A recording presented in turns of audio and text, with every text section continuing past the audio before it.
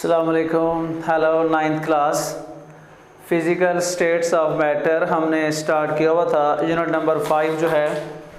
तो इसका आज हम पढ़ने जा रहे हैं लेक्चर नंबर 9। लेक्चर नंबर 9 में आज हम डिस्कस करेंगे सॉलिड स्टेट के बारे में। सॉलिड स्टेट, ठोस हालत। हमने देखा था कि matter exist in 4 state: solid, liquid, gas and plasma. Plasma हमारे सिलेबस में नहीं था, तो गैसियस स्टेट, लिक्विड स्टेट ये हमने देख ली थी। आज जो हम पढ़ने जा रहे हैं वो हमारे पास है सॉलिड स्टेट। अगर हम सॉलिड स्टेट की बात करें तो solid state have definite shape and volume. इसके पास शेप भी होती है और वॉल्यूम भी है। हमने देखा था लिक्विड के अंदर कोई शेप नहीं होती बट उसका वॉल्यूम होता था। गैस के अंदर ना तो शेप होती है ना ही उसका वॉल्यूम होता है। लेकिन सॉलिड स्टेट की बात की जाए तो solid state definite shape and volume. फिर उसके अलावा क्या होता है? Molecules closely packed each other, no space. इसके दरमियान कोई खाली जगह नहीं होती। जब खाली जगह नहीं होगी तो मॉलिक्यूल्स क्या होते हैं? मॉलिक्यूल्स जो हैं वो क्लोजली पैक होते हैं, आपस में जुड़े होते हैं। मॉलिक्यूल्स आपस में जुड़े होते हैं। जब मॉलिक्यूल्स आपस में जुड़े होते हैं, क्लोजली पैक हैं, नो स्पेस है, it's mean that strong inter molecular forces, कि इनकी जो इंटर मॉलिक्यूलर फोर्सेस हैं वो मजबूत होती हैं। इंटर मॉलिक्यूलर फोर्सेस क्या होती हैं? स्ट्रॉन्ग होती हैं। क्यों स्ट्रॉन्ग हैं? कोई स्पेस नहीं है और molecules come too close with each other. उसके अलावा इनकी जो मोशन होती है, इनकी मोशन जो है वाइब्रेशनल होती है। ये सिर्फ वाइब्रेट कर सकते हैं, वाइब्रेट हरकत कर सकते हैं। गैसियस उनके अंदर काइनेटिक एनर्जी पाई जाती थी, वो हरकत कर सकते थे, रैंडम मोशन थी। लिक्विड वो भी हरकत कर सकते थे। तो ये जो है इनकी हरकत कौन सी होती है? Vibration motion. फिर देखें, हम आज पढ़ रहे हैं सॉलिड स्टेट। सॉलिड स्टेट में क्या होता है? ठोस हालत की शक्ल भी होती है और इसका वॉल्यूम भी होता है। नो स्पेस, मॉलिक्यूल्स के दरमियान कोई खाली जगह नहीं होती, मॉलिक्यूल्स आपस में जुड़े होते हैं। जब मॉलिक्यूल्स आपस में जुड़े होते हैं तो इसका मतलब ये है कि इंटर मॉलिक्यूलर फोर्सेस जो होती हैं वो स्ट्रांग होती हैं और इसकी मोशन कौन सी होती है? वाइब्रेशन मोशन होती है। सबसे ज़्यादा सॉलिड स्टेट जो हैं ये ज़्यादा पाए जाते हैं। उसके अलावा गैसियस स्टेट, गैसेस जो हैं सेकंड नंबर पे ये होती हैं। और देन हमारे पास लिक्विड सबसे कम, वो लिक्विड स्टेट होती है। सबसे ज़्यादा एलिमेंट्स जो हैं वो हमारे पास ठोस फॉर्म में होते हैं। सेकंड नंबर पे गैसेस ज़्यादा होती हैं और लिक्विड जो हैं ये सबसे कम होते हैं। अब हम सॉलिड स्टेट को देखते हैं। नेक्स्ट पढ़ते हैं typical properties of solid.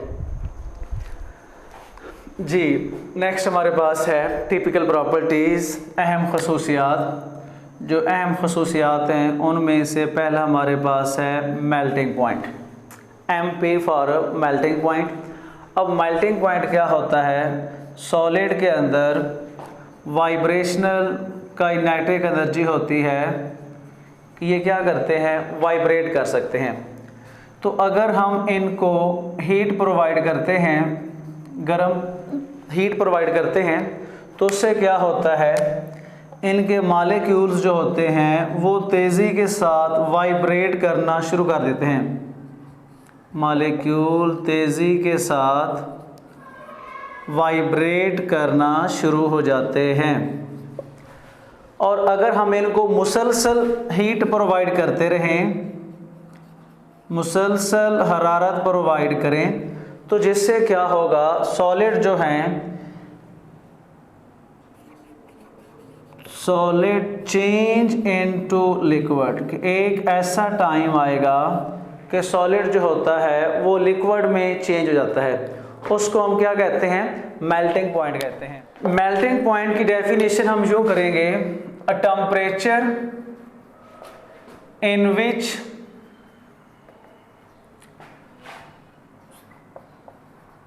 solid start melting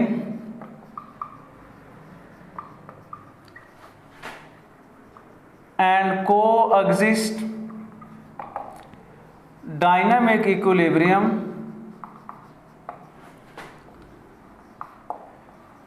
with liquid, it's known as melting point. A temperature in which solids start melting and coexist dynamic equilibrium with liquid, it's known as melting point। एक ऐसा temperature जिस पे solid state जो है वो माया के साथ equilibrium हालत में लिक्विड फॉर्म में चेंज हो जाती है, उसको हम क्या कहते हैं, सॉलिड स्टेट कहते हैं, जिसमें क्या होता है, सॉलिड चेंज इनटू लिक्विड। अब जितने आयनिक कंपाउंड हैं या कोवलेंट कंपाउंड हैं उनके मेल्टिंग पॉइंट ज़्यादा होते हैं। All ionic and covalent compound have high melting and boiling point. जितने आयनिक एंड कोवलेंट कंपाउंड होते हैं उनके मेल्टिंग और बॉइलिंग पॉइंट क्या होते हैं, ज़्यादा होते हैं। तो यहाँ से आपको जस्ट डेफिनेशन भी आ सकती है, डिफाइन मेल्टिंग पॉइंट, के मेल्टिंग पॉइंट की तारीफ करें। मेल्ट का मतलब होता है पिघल जाना, मेल्ट का मतलब पिघल जाना।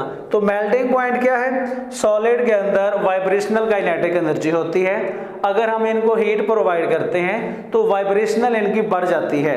इट्स मीन डैट के मॉलिक्यूल तेजी के साथ वाइब्रेट करना शुरू कर देते हैं। अब अगर हम इनको मुसलसल हरारत प्रोवाइड करते हैं तो जिससे क्या होता है, सॉलिड जो है ये लिक्विड फॉर्म में तब्दील हो जाता है।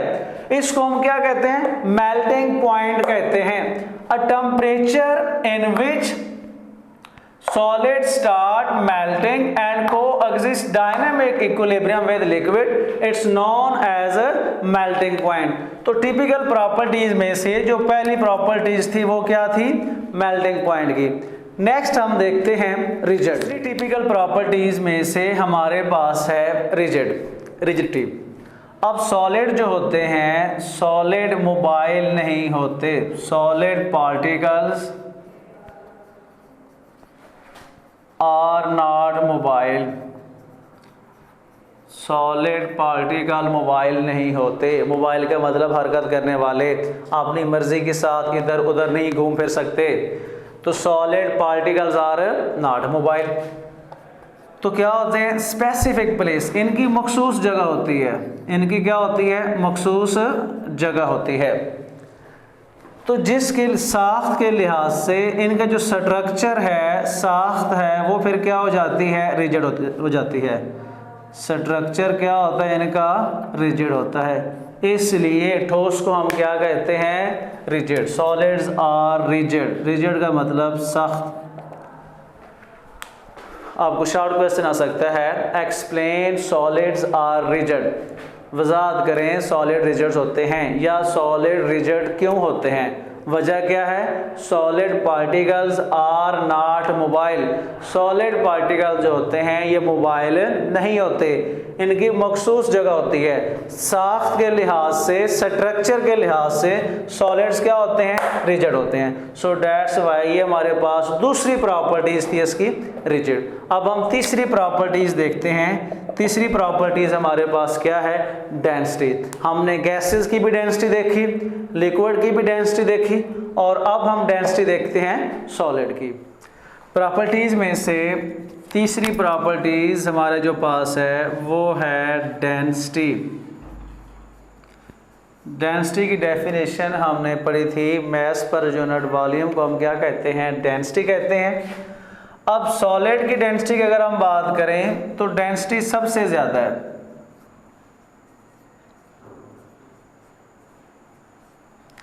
सॉलिड की डेंसिटी सबसे ज़्यादा होता है as compare to liquid and solid. वजह क्या है? वजह ये है नो स्पेस, खाली जगह नहीं होती। मॉलिक्यूल्स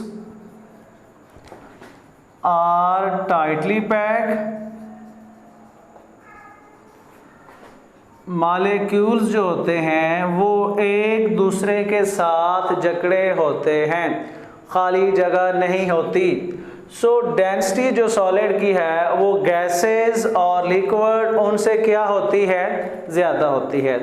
एग्जाम्पल अगर हम ले लें 2.7 ग्राम सेंटीमीटर पर क्यूब डेंसिटी जो है ये हमारे पास है एल्यूमिनियम की।